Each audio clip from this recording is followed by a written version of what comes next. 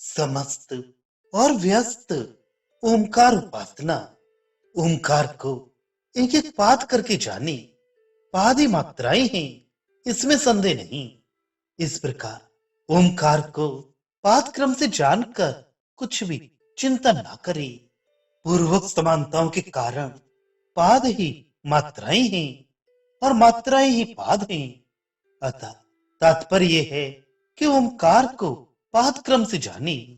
इस प्रकार ओमकार का ज्ञान हो जाने पर कृतार्थ हो जाने के कारण किसी भी दृष्टार्थ अथवा अदृष्टार्थ अर्थात ऐहिक और पारलौकिक प्रयोजन का चिंतन न करे।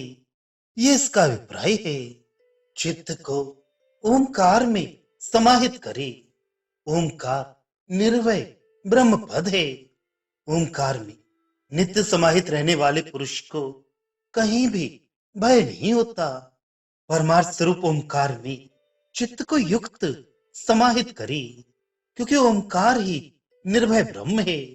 उसमें नित्य समाहित रहने वाले पुरुष को कहीं भी भय नहीं होता।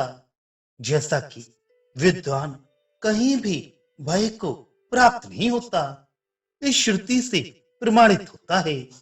ओमकार ही पर ब्रह्म है और ओमकार ही अपर ब्रह्म माना गया है। वह ओमकार अपूर्व, अकारण, अंतर्वाही, शून्य, अकार्य तथा अव्यय है। पर और अपर ब्रह्म प्रणव है। वस्तुतः मात्रा रूप पादों के क्षीण होने पर आत्मा ही ब्रह्म है। इसलिए इसका कोई पूर्व यानी कारण न होने से यह अपूर्व है। इसका कोई अंतर भिन्न जातीय भी नहीं है, इसलिए यह अनंतर है। तथा इससे वाह्य भी कोई और नहीं है, इसलिए ये अवाह्य है। और इसका कोई अपर कार्य भी नहीं है, इसलिए यह अनपर है।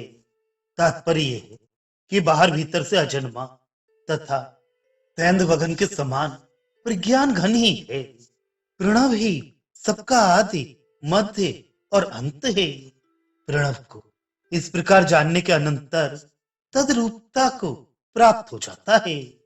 सबका आदि, मध्य और अंत अर्थात उत्पत्ति, स्थिति और प्रलय प्रणव ही है। जिस प्रकार की माया में हाथी, रज्जु में प्रतीत होने वाले सर्प, मृग तृष्णा और स्वप्न आदि के समान उत्पन्न होने वाले आकाश आदि रूप प्रपंच के कारण मायावी आदि हैं, उसी प्रकार मायावी आदि स्थानीय उस प्रणव रूप आत्मा को जानकर विद्वान तत्काल ही तद्रूपता को प्राप्त हो जाता है। ऐसा इसका तात्पर्य है। प्रणव को ही सबके हृदय में स्थित ईश्वर जाने। इस प्रकार सर्वव्यापी ओमकार को जानकर बुद्धिमान पुरुष शोक नहीं करता।